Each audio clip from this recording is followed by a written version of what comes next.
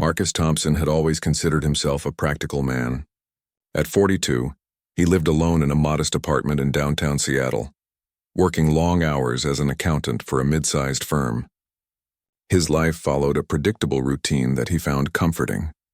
Wake up at 6, coffee and toast, check emails, head to work, return home by 7, microwave dinner, television, and bed by 10.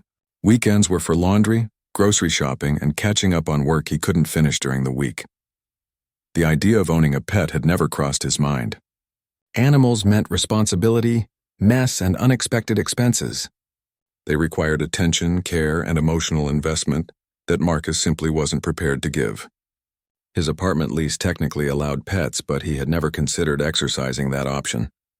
Life was simpler without the complications that came with another living creature depending on him.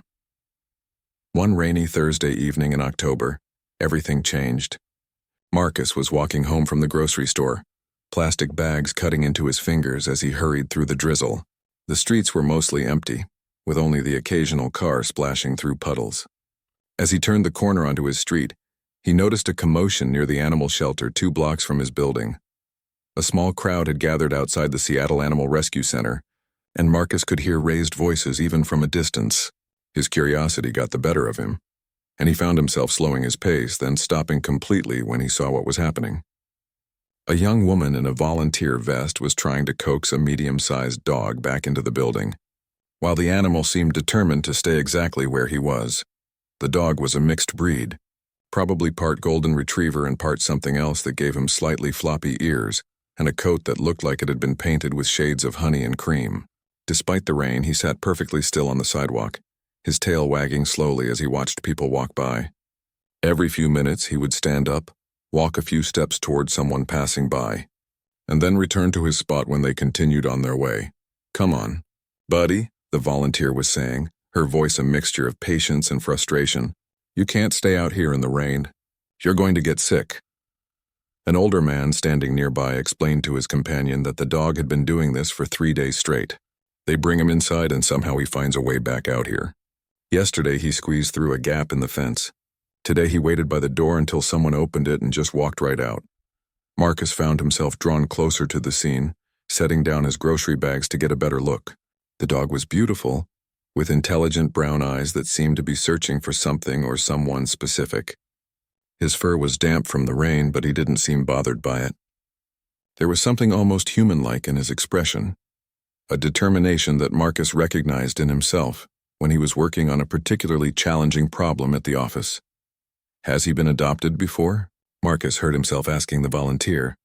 The young woman looked up, surprised to have someone showing interest. "Yes, actually.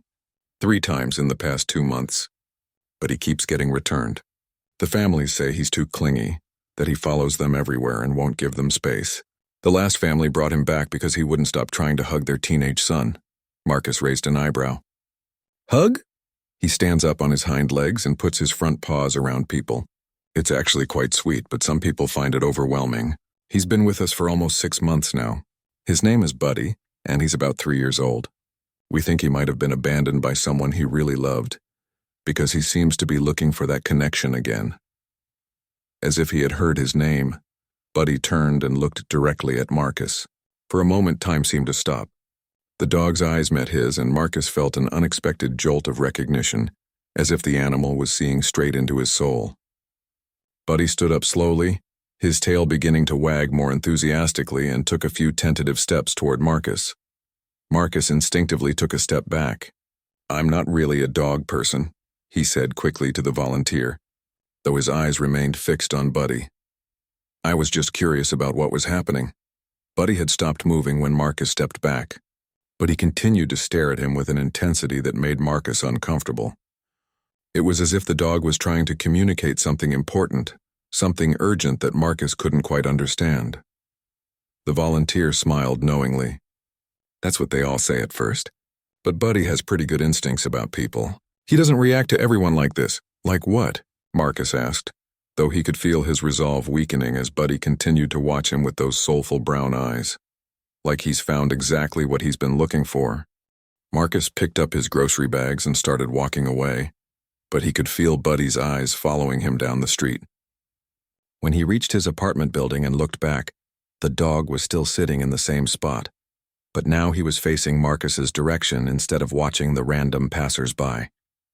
Something about that simple gesture made Marcus's chest tighten in a way he didn't quite understand. That night, Marcus found it difficult to concentrate on his usual routine. While heating up his dinner, he kept thinking about the determination in Buddy's eyes and the volunteer's comment about the dog being returned 3 times. What kind of person gives up a dog for being too affectionate? As someone who had spent most of his adult life avoiding emotional complications, Marcus thought he understood the appeal of distance and independence. But something about Buddy's situation bothered him more than he cared to admit. By Friday evening, Marcus had convinced himself that his interest in the dog was purely intellectual. He decided to take a detour past the animal shelter on his way home from work, just to see if Buddy was still conducting his sidewalk vigil.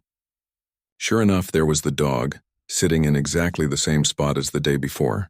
This time there was no volunteer trying to coax him inside, and no crowd of curious onlookers. Just Buddy, alone in the fading daylight, watching and waiting. When Buddy spotted Marcus approaching, his entire body seemed to light up with excitement. His tail began wagging so vigorously that his whole back end wiggled, and he stood up immediately, taking several eager steps toward Marcus before stopping and sitting down again, as if he had trained himself not to be too forward with people who might reject him. Marcus found himself walking closer than he had intended. "Still out here, huh?" he said softly, feeling slightly ridiculous for talking to a dog he barely knew. Buddy's response was immediate and unmistakable. He stood up on his hind legs and gently placed his front paws on Marcus's chest, looking up at him with an expression of pure joy and relief. It was exactly the hugging behavior the volunteer had described, but Marcus was surprised by how natural and comforting it felt.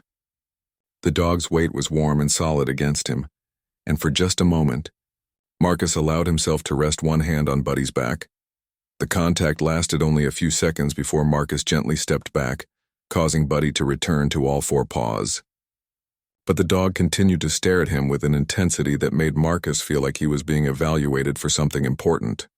"I can't take care of a dog," Marcus said aloud, though he wasn't sure if he was talking to Buddy or trying to convince himself. "I work too much. I don't know anything about pets. You'd be better off with a family who actually wants you." Buddy tilted his head slightly as if he was considering Marcus's words, but had reached a different conclusion entirely. Then he did something that caught Marcus completely off guard.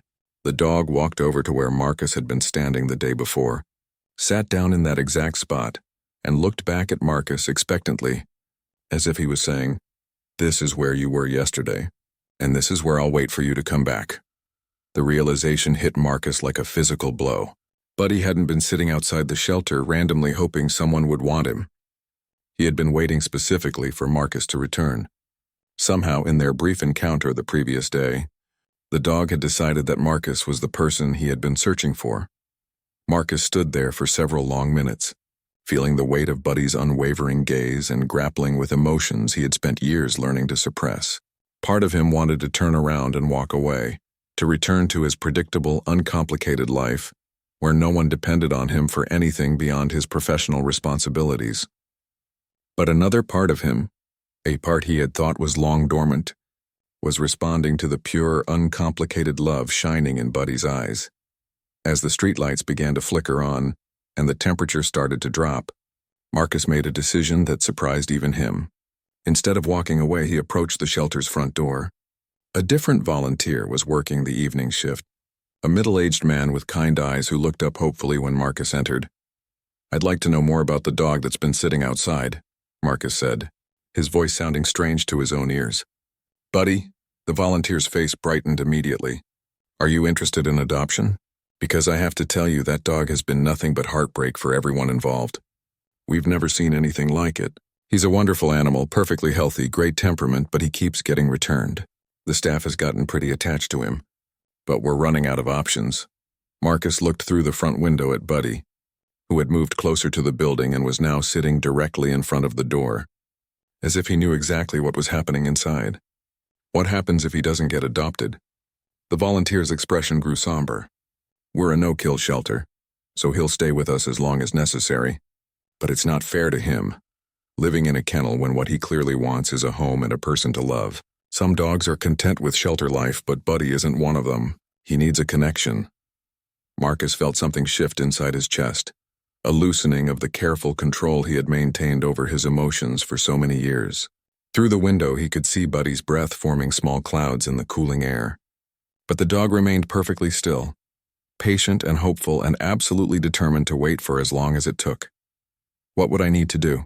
Marcus heard himself asking, though he still wasn't entirely sure he was ready to commit to such a life-changing decision.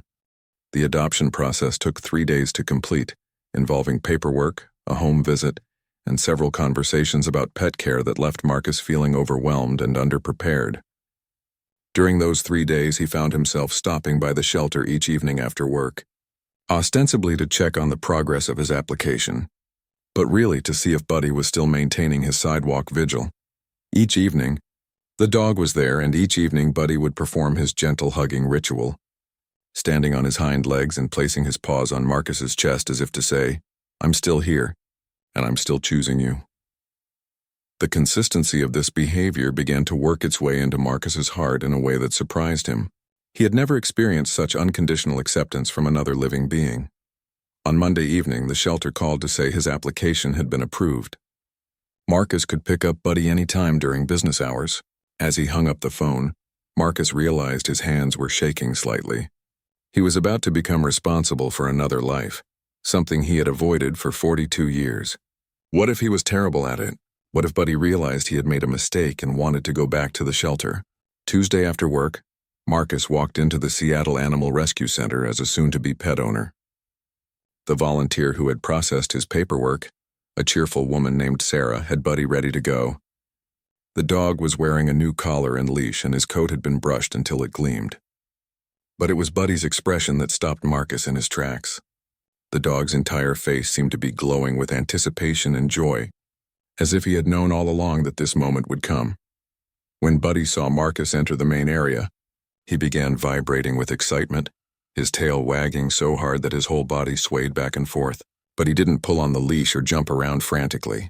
Instead, he sat down and waited, demonstrating the kind of patient good behavior that suggested he understood the importance of this moment. "He's been different ever since you started the adoption process," Sarah told Marcus as she handed over the leash and a bag of supplies. "More confident, more settled. It's like he knew you were coming back for him." The walk from the shelter to Marcus's apartment was only 4 blocks, but it felt like a journey into an entirely new life. Buddy walked perfectly beside Marcus, not pulling ahead or lagging behind, occasionally looking up at him as if to confirm that this was really happening. When they reached Marcus's building, Buddy paused at the entrance and looked up at the tall structure, as if he was memorizing every detail. Marcus's apartment, which had always felt adequately sized for one person, suddenly seemed different with Buddy in it. The dog explored each room methodically but calmly, sniffing corners and investigating furniture without any destructive behavior. When his tour was complete, Buddy returned to where Marcus was standing in the living room and performed his signature hug, this time holding the position for several long seconds while Marcus tentatively returned the gesture by wrapping his arms around the dog's sturdy frame. "I guess you're home now," Marcus said softly, and Buddy's tail began wagging again as if he understood every word. That first night was an adjustment for both of them. Marcus had set up a dog bed in the corner of his bedroom, but when he woke up around 3 in the morning, he found Buddy sleeping on the floor right next to his side of the bed. The dog's presence was somehow both foreign and comforting, and Marcus found himself listening to the gentle rhythm of Buddy's breathing as he drifted back to sleep. The next morning brought their first real challenge. Marcus had to go to work, but he had no idea how Buddy would handle being alone in an unfamiliar place. He had taken a vacation day to help with the transition, but he couldn't stay home forever. As Marcus gathered his things for the office, Buddy seemed to sense what was happening and began following him from room to room with an expression of growing anxiety. When Marcus reached for his keys, Buddy positioned himself directly between Marcus and the front door. It wasn't aggressive behavior, but it was unmistakably a plea.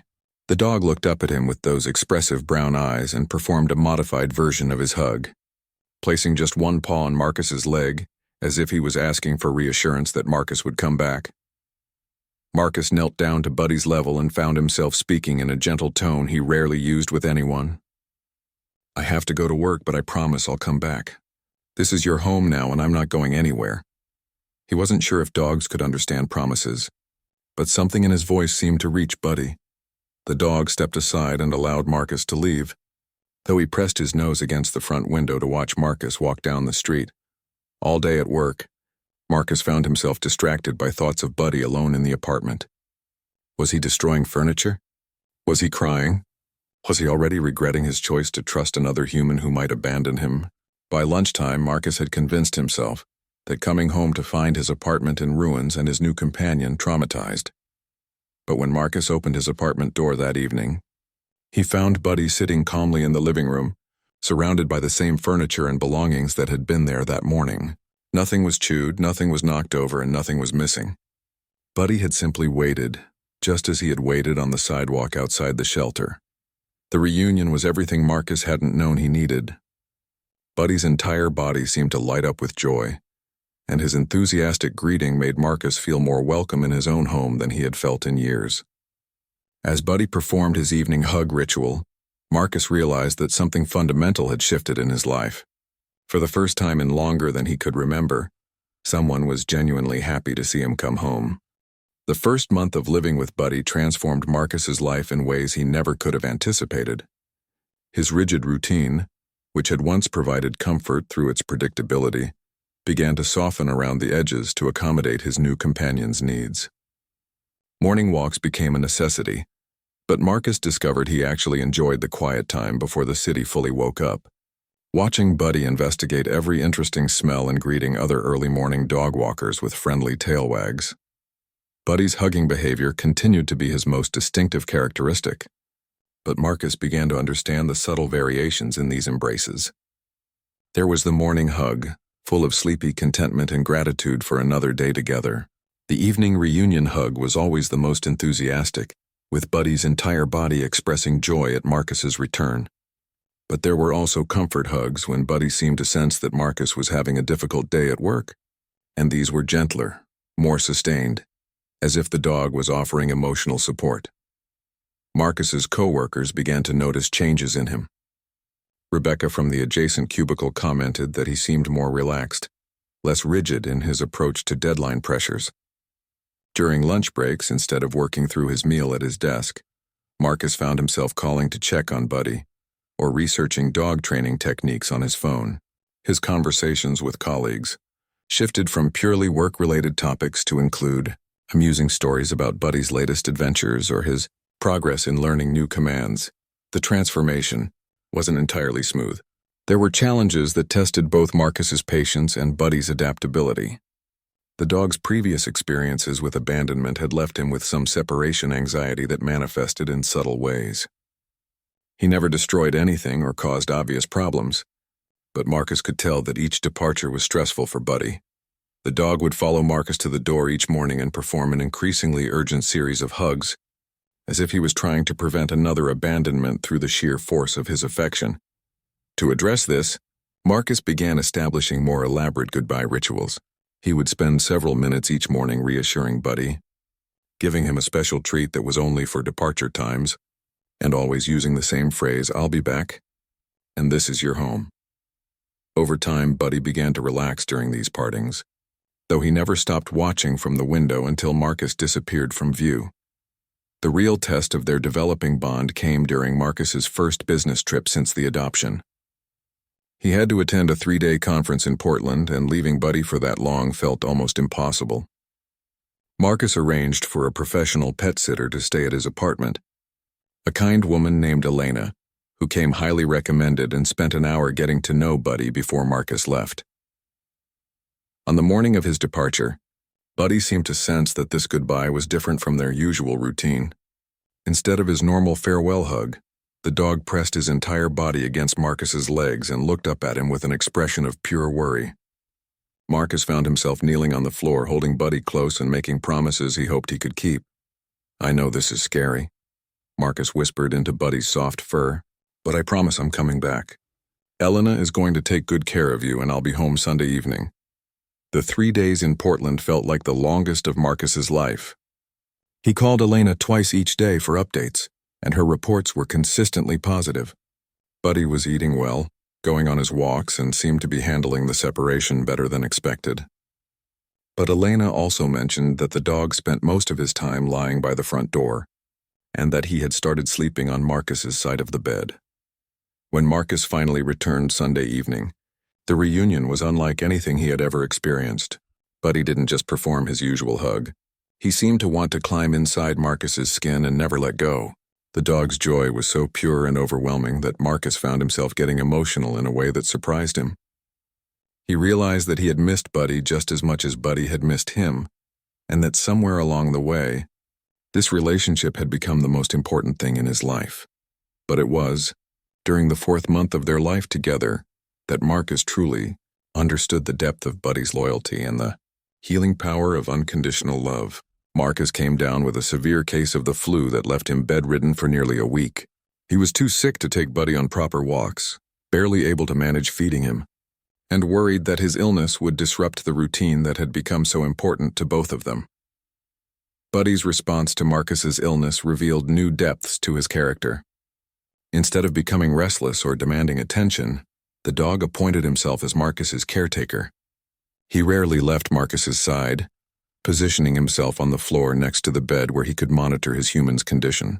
When Marcus was shivering with fever, Buddy would carefully climb onto the bed and lie against him, providing warmth and comfort. When Marcus was sleeping, Buddy maintained a quiet vigil, only leaving to eat or drink water. Most remarkably, Buddy seemed to understand that his usual enthusiastic greetings would be too much for someone who was ill. Instead of his normal energetic hugs, he offered gentle, careful embraces, placing his paws on Marcus's chest with minimal weight and holding the position for longer than usual, as if he was trying to transfer healing energy through the contact. By the time Marcus recovered, their bond had deepened into something that felt less like pet ownership and more like genuine companionship. Marcus realized that Buddy had chosen him not just for companionship, but for the kind of deep, committed relationship that both of them had been missing. The dog's persistence in waiting outside the shelter, his immediate recognition of Marcus as his person, and his unwavering loyalty through good times and difficult ones had taught Marcus something profound about love, commitment, and the courage to remain open to connection even after experiencing rejection. As summer arrived, Marcus and Buddy had settled into a rhythm that felt natural and sustainable. Their morning walks had extended into longer adventures, exploring different neighborhoods and parks around Seattle. Buddy's confidence had grown tremendously, and while he still preferred to stay close to Marcus, he had begun interacting more freely with other dogs and people they encountered on their outings. It was during one of these extended walks that Marcus ran into his sister Jenny, whom he hadn't seen in over 6 months. She was leaving a coffee shop near Pike Place Market when she spotted Marcus approaching with Buddy, and her expression of surprise was almost comical. "Marcus, is that actually you with a dog?" Jenny called out, causing several passers-by to turn and look. Marcus felt a familiar flush of self-consciousness, but Buddy's presence beside him provided an unexpected source of confidence. "This is Buddy," he said simply, and as if on cue, Buddy sat down and offered Jenny his paw in greeting. Jenny was charmed immediately. She knelt down to Buddy's level, and the dog, after checking with Marcus for approval, gave her a gentle version of his signature hug. "Oh my goodness, he's incredible," she said, laughing as Buddy's tail wagged enthusiastically. "How long have you had him?" "About 5 months," Marcus replied, realizing as he said it how much his life had changed in that relatively short time. "5 months? And you never told me?" Jenny's tone was more amazed than accusatory. "Marcus, you look different, happier, more relaxed." They ended up spending the afternoon together, something that hadn't happened in years. Jenny insisted on hearing the entire story of how Marcus and Buddy had found each other, and she was particularly fascinated by Buddy's hugging behavior and his determination to wait outside the shelter until Marcus returned. "It's like he knew," she said, watching Buddy demonstrate his embrace technique. "Some animals have this incredible ability to recognize the person they're meant to be with. But I have to ask, how do you handle the constant affection? You've always been so independent." Marcus considered the question seriously. I thought it would feel overwhelming, but it doesn't. It feels like he's not trying to take anything from me. He's just offering something I didn't know I needed.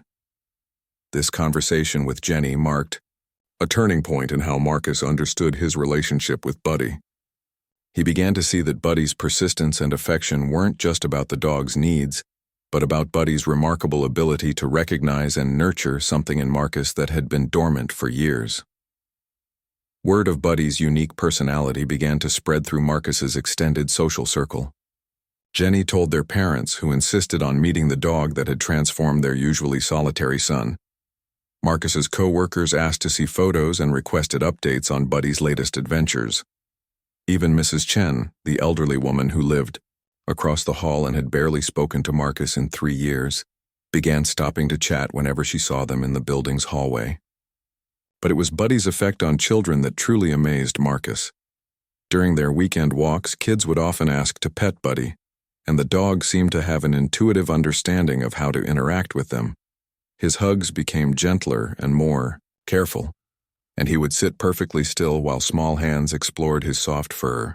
Parents frequently commented on how patient and well-behaved he was, and Marcus found himself feeling proud in a way that was entirely new to him. One Saturday afternoon, they encountered a young boy, probably about 8 years old, who was crying on a park bench while his mother tried to comfort him. The child had apparently fallen off his bike and scraped his knee, and while the injury wasn't serious, he was clearly upset and scared. Without any prompting from Marcus, Buddy approached the bench slowly and sat down directly in front of the crying child. He looked up at the boy with those expressive brown eyes and very gently placed one paw on the child's uninjured leg. When the boy looked down at him, Buddy performed the most careful, tender version of his hug that Marcus had ever seen, barely putting any weight on the child but offering unmistakable comfort and support. The transformation was immediate. The boy stopped crying and wrapped his arms around Buddy's neck, burying his face in the dog's soft fur. "He's giving me a hug," the child said to his mother, his voice filled with wonder. "Yes, he is," the mother replied, looking at Marcus with gratitude. What a special dog. As they walked home that day, Marcus reflected on how Buddy had somehow known exactly what that frightened child needed, and had offered it without hesitation or expectation of anything in return. It was the same generous spirit that Buddy brought to their relationship every day, and Marcus was beginning to understand that he was witnessing something rare and precious. That evening, as Buddy performed his usual bedtime hug ritual, Marcus found himself holding on a little longer than usual. "You're teaching me things I never knew I needed to learn," he said softly, and Buddy's tail wagged as if he understood exactly what Marcus meant. The dog had arrived in Marcus's life as a persistent, affectionate animal who had been rejected by previous families for being too loving. But over the months, Buddy had revealed himself to be something much more significant: a teacher, a healer, and a bridge to a way of living that Marcus had never imagined possible. Through his unwavering devotion and his simple but profound gift for connection, Buddy was showing Marcus that love doesn't diminish when it's freely given, and that sometimes the most transformative relationships begin with someone refusing to give up on you, even when you're not sure you deserve their faith. 2 years after adopting Buddy, Marcus received a phone call that would test everything he had learned about love, commitment, and perseverance. Sarah from the Seattle Animal Rescue Center was calling to inform him that they had received a request from a family claiming to be Buddy's original owners. They had seen a photo of Buddy on the shelter's social media page, where Marcus had been featured as a successful adoption story, and they insisted that the dog had been stolen from their yard 3 years earlier. Marcus felt his world tilt sideways as Sarah explained the situation. The family, the Hendersons, claimed they had searched extensively for Buddy when he disappeared and had never stopped hoping to find him. They had provided documentation showing they had indeed owned a dog matching Buddy's description, and they were requesting a meeting to determine if this was their lost pet. "What does this mean?" Marcus asked, his voice tight with anxiety. Buddy was lying at his feet during the phone call, and the dog seemed to sense his distress, pressing closer against his legs. "We have to investigate any credible ownership claims," Sarah explained gently. "I know this is difficult, but we need to arrange for the Hendersons to meet Buddy and see if there's a recognition response. If he was their dog and remembers them, it will be obvious. The meeting was scheduled for the following Saturday at the shelter. Marcus spent the week in a state of barely controlled panic, imagining scenarios where Buddy would run joyfully to his original family, and Marcus would be revealed as nothing more than a temporary placeholder in the dog's real life. He found himself studying Buddy's face obsessively, looking for any signs that the dog sensed something was coming. Buddy, for his part, seemed more attuned to Marcus's emotional state than ever before. His hugs became more frequent and more insistent, as if he was trying to provide reassurance for an anxiety he didn't understand. The night before the meeting, Buddy climbed onto the bed and positioned himself directly against Marcus's chest, something he rarely did, and stayed there all night as if he was standing guard against an invisible threat. Saturday morning arrived gray and drizzly, matching Marcus's mood perfectly. As they walked to the shelter, Buddy maintained his usual position beside Marcus, occasionally looking up at him with concern. When they reached the building where their relationship had begun, Buddy paused at the entrance and performed an especially emphatic hug, as if he was reminding Marcus of everything they meant to each other. Inside the shelter, Sarah had arranged for the meeting to take place in the main greeting area. The Henderson family was already there, a couple in their 50s with 2 teenage children. They looked like nice people, which somehow made everything worse for Marcus. When they saw Buddy, Mrs. Henderson gasped and put her hand to her mouth. "Oh my God, that's definitely him," she said, tears forming in her eyes. "That's our Max. Look at those markings on his ears and the way he tilts his head." Marcus felt his heart sink, but Buddy's reaction was not what anyone expected. Instead of running to the Hendersons or showing any signs of recognition, Buddy moved closer to Marcus and sat down directly beside him, leaning his full weight against Marcus's legs. When Mrs. Henderson knelt down and called, "Max! Here, boy," Buddy looked at her politely but showed no particular interest. Mr. Henderson tried next, using what he claimed were Max's favorite commands and calling him with the voice he said the dog had always responded to. Buddy's ears perked up at the sounds, but he remained firmly positioned next to Marcus, and when the man approached, Buddy actually moved to put Marcus between himself and the stranger. The most telling moment came when the Hendersons' teenage daughter, Emma, began crying and pleading with the dog to remember her. "Max, it's me, it's Emma. Don't you remember how we used to play in the backyard? You used to sleep in my room every night." Buddy looked at the crying girl with what appeared to be sympathy, and he actually took a few steps toward her. Marcus's heart clenched, thinking this was the moment of recognition everyone was waiting for. But instead of running to Emma, Buddy gently approached her, offered her one of his characteristic hugs for comfort, and then immediately returned to Marcus's side. Sarah watched all of this with the trained eye of someone who had seen hundreds of dog reunions. After an hour of attempts to trigger recognition, she called for a private meeting with the Hendersons while Marcus waited in another room with Buddy. When they returned, Mr. Henderson's expression was resigned but understanding. "That's not our Max," he said quietly. "Our dog would have recognized us immediately. This is clearly a wonderful animal who looks very similar to our boy, but he belongs with you now." Mrs. Henderson was still tearful, but she nodded in agreement. "The way he stays close to you, the way he looks at you, that's not how a dog behaves with a stranger. He's chosen you as his family." As the Henderson family prepared to leave, Emma approached Marcus one final time. "Take good care of him," she said softly. "I can tell he loves you very much." After they left, Marcus found himself shaking with relief and residual adrenaline. Buddy seemed to understand that a crisis had passed, and his celebration took the form of the most enthusiastic, joy-filled hug of their entire relationship. Standing there in the shelter where they had first met, Marcus was overwhelmed by the realization of how much Buddy truly meant to him, and how devastating it would have been to lose him. That evening, as they sat together in their living room, Marcus reflected on everything that had brought them to this moment.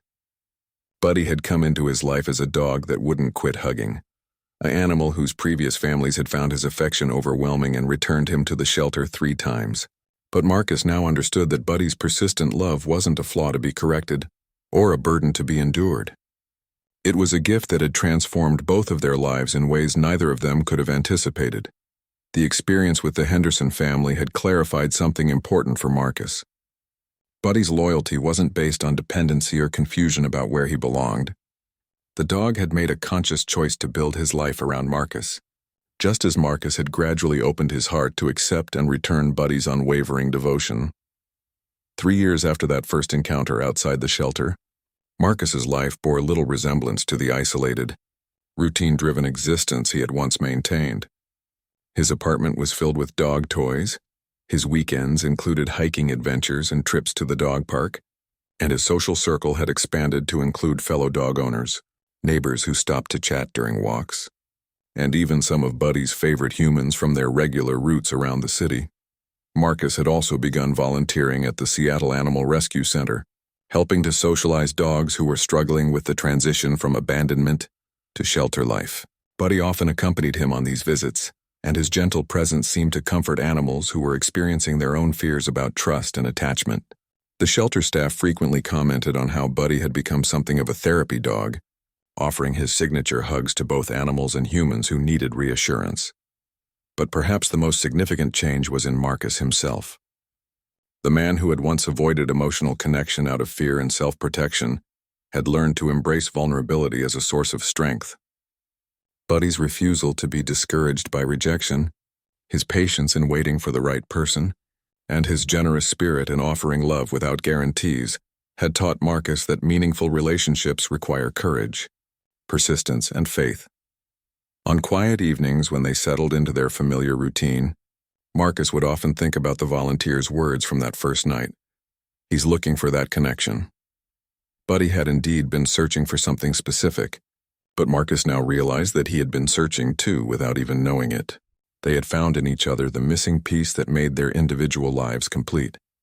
As Buddy performed his nightly hug ritual, pressing his warm body against Marcus and looking up at him with those endlessly expressive brown eyes, Marcus understood that this was what love looked like in its purest form. It was patient and persistent, generous and faithful, capable of transforming rejection into acceptance and solitude into companionship. The dog who wouldn't quit hugging had taught a reserved, cautious man that sometimes the most profound changes in life come from simply refusing to give up on someone, even when they're not ready to believe they deserve that kind of devotion. And in learning to accept and return Buddy's love, Marcus had discovered that the capacity for deep connection had been inside him all along, waiting for someone brave enough to reach past his defenses and show him what was possible. Their story had become a testament to the transformative power of unconditional love, proof that sometimes the most important relationships begin with someone seeing exactly who you are and deciding you're worth waiting for, no matter how long it takes.